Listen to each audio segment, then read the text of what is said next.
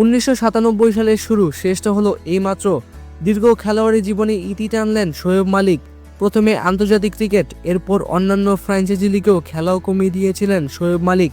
শেষমেশ তাকে দেখতে ভরসা ছিল যে পিএসএল, এবার সেখান থেকেও অবসরের সিদ্ধান্ত নিয়েছেন পাকিস্তানের সাবেক অধিনায়ক। পাকিস্তান সুপার লিগে এখন পর্যন্ত 10টি আসর মাঠে গড়িয়েছে। মালিক খেলেছেন প্রতিটি আসরেই।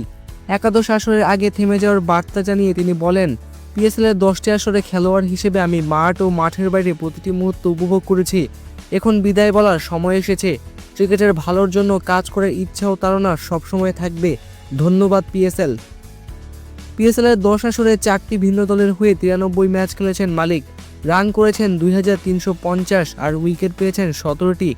10টি আসর খেলতে অবশ্যই কখনো পিএসএলের শিরোপা জেতা হয়নি তার।